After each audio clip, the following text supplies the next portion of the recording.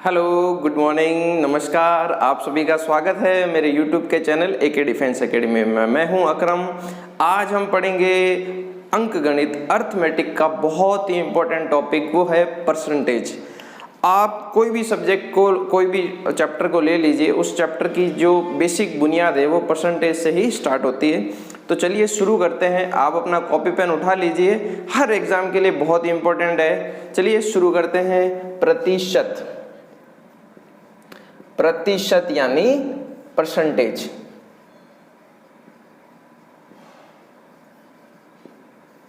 सबसे पहले इस प्रतिशत शब्द का मतलब समझते हैं कि प्रतिशत क्या है। तो देखिए, प्रति का मतलब हो गया प्रत्येक या और शत का मतलब हो गया 100। यानी कोई चीज प्रति 100 में से कितनी है, प्रति सैकड़ा कितनी है, वो आपकी परसेंटेज कहलाती है। जैसे मैंने कहा मेरे 40% आए, तो इस 40% का मतलब है कि जब 40% का परसेंटेज हटेगा तो नीचे कितना आएगा 100। यानी प्रति सैकड़ा मेरे कितने आए 40, यानी प्रति 100 में से मेरे कितने अंक आए 40। अब आप यहाँ पे देखिए, ये जो ऊपर वाला होता है उसको तो हम कहते हैं अंश, और जो नीचे होता है उसको बोलते हैं हर। यानी ये मेरा न्यूमरेटर है और ये मेरा डिनोमिनेटर है। ठीक है।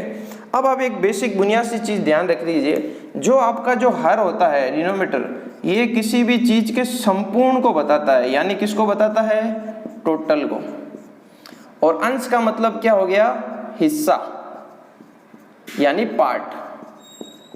इसका मतलब टोटल 40 100 में से मेरे कितने आए 40। ठीक है। तो ये 100 संपूर्ण था, उसमें से मेरे आए कितने 40 आए। ठीक है। एक और एग्जांपल लेते हैं। लेट से मैंने कहा 25%, तो 25% का निशान हटाऊंगा तो नीचे कितना आएगा 100। यानी 100 में से कोई चीज कितनी है 25। इसको मैं और सॉल्व करूं तो देखिए 25 से कम 25, 25 चौके 100। तो मैं कह सकता हूं कि 4 में से एक वो मेरी चीज कितनी है 1। तो जो 4 है ये तो मेरा संपूर्ण है, और जो 1 है वो मेरा क्या हो गया? हिस्सा हो गया। ठीक है। ये तो हो गई इसकी प्रतिशत की बेसिक बात। अब देखिए पहला पॉइंट, अब मैं आपको बेसिक से 0 से स्टार्ट करता हूँ। ठीक है। पॉइंट ए डाल लीजिए आप बेसिक का। ठीक है, कि भाई प्रतिशत का भिन्नों के साथ क्या संबंध है। अभी हमने पढ़ा अंश हर में चेंज हो जाता है, तो जो ए पॉइंट है वो हम जानेंगे प्रतिशत को भिन्नों में बदलना, यानी परसेंटेज टू फ्रैक्शन। ठीक है। प्रतिशत को भिन्नों में बदलना। प्रतिशत और भिन्न दोनों एक ही होते हैं, पर इनको रिप्रेजेंट करने का, लिखने का तरीका अलग अलग होता है। लेट से मैंने कहा 30%। आपके एक छोटा सा सवाल आ सकता है कि 30% को भिन्नों में बदलो।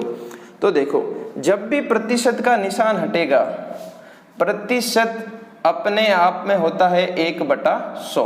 यानी 100 में से कोई चीज मेरी कितनी है। तो आप बोलोगे 30% का निशान हटाएगा तो कितना आ गया 100। क्या इसको और सॉल्व किया जा सकता है? हाँ, 0 से 0 यानी 3/10। तो यानी ये 3 हो गया मेरा अंश और 10 हो गया मेरा हर। अंश मतलब न्यूमरेटर और हर मतलब डिनोमिनेटर। ये बता रहा है संपूर्ण को, कुल को, और ये बता रहा है मेरा हिस्सा। यानी 10 में से मेरे कितने नंबर आए 3। एक और एग्जांपल लेते हैं। जैसे मैंने कहा 60% को भिन्नों में बदलो फ्रैक्शन में, तो 60 डिवाइड बाई 100, तो 0 से 0 कटा। क्या इसको और सॉल्व किया जा सकता है? 6 और 10 को, हाँ 2 से, तो 2 से काटोगे तो आया 3 और 5, यानी 3/5। ये मेरा क्या हो गया? 60% को मैं लिख सकता हूँ 3/7, 3/5। 60% का मतलब हो गया कि अगर 100 में से मेरे 60 नंबर आते तो उसको मैं कह सकता था कि भाई 5 में से मेरे कितने नंबर आए? 3 नंबर आए। तो आपको ये समझ में आ गया कि प्रतिशत को भिन्नों में बदलने के लिए मैं क्या करता हूँ? 100 से क्या कर देता हूँ? भाग दे देता हूँ। यानी 100 से मुझे क्या कर लेना है? भाग कर लेना है। ठीक है। आई होप ये बेसिक चीजें समझ में आ गई होगी। ये तो थे सिंपल। जैसे मैंने कहा 16 से ही 2/3%, इसको कैसे सॉल्व करेंगे? तो देखिए 16 3 48 और 2 50, तो मैं लिख दूंगा इसको 50/3%। अब इसको फ्रैक्शन में बदलना है तो 50/3, प्रतिशत का निशान आएगा तो नीचे कितना आएगा 100, ठीक है। अब 50 से ये कटा 2 तो ये आया मेरा 1/6, तो ये प्रतिशत को मैंने भिन्नों में चेंज कर लिया। एक और एग्जांपल लेते हैं, जैसे 14 से ही 2/7%, इसको देखो 14 7 98 और 2 100, तो मैं लिख सकता हूँ 100/7%, और प्रतिशत का निशान हटेगा तो हमको पता है नीचे कितना आएगा 100, 0 से 0 काटा तो आया 1/7, यानी 7 में से मेरे एक नंबर हो तो मैं उसको क्या कहूँगा कि मेरे 14 से 2/7% अंक आए, ठीक है। आई होप ये ए पॉइंट समझ में आ गया होगा। चलिए बढ़ते हैं अब बी पॉइंट की ओर, ठीक है। अब पढ़ते हैं बी पॉइंट। बी पॉइंट में है भिन्नों को प्रतिशत में बदलना। अब देखिए मैं आपसे एक छोटा सा क्वेश्चन पूछता हूँ, ठीक है। वो ये है कि भाई कक्षा में 3 बच्चे हैं, ठीक है, ए बी और सी। मैंने कहा भाई इसके तो 50% आए, इसके 60% आए और इसके 63% आए। तो मैं आपसे पूछूं भैया सबसे ज़्यादा नंबर किसका है, तो आप फटाफट बता दोगे कि भाई 63, क्योंकि पता चल गया, क्योंकि इनका जो बेस है, आधार है, वो 100 है। 100 में से 50, 100 में से 60, 100 में से 63, यानी ज़्यादा इसके आए, ठीक है। ये चीज़ें आपको समझ में आ गई। अब मैं आपको कह रहा हूँ कि भैया ए बंदा है, उसके 12 नंबर आए, ठीक है, 25 में से। एक बंदा है जिसके 34 नंबर आए 50 में से। एक बंदा है जिसके 63 नंबर आए 100 में से। तो अब फटाफट बताओ कि भाई ज़्यादा होशियार कौन है। तो देखिए अब आप यहाँ पे इनका बेस अलग अलग है, तो इनको हम परसेंटेज यानी प्रति 100 यानी 100 के आधार पर लेके आएंगे, तब हम बहुत ही आसानी से कह सकते हैं कि भाई ये कितने कौन ज़्यादा नंबर लेके आया। तो देखिए यानी इसके 25 में से 12 आए, यानी ये मेरा भिन्न है अंश बटा हर, इसको मुझे प्रतिशत में बदलना है।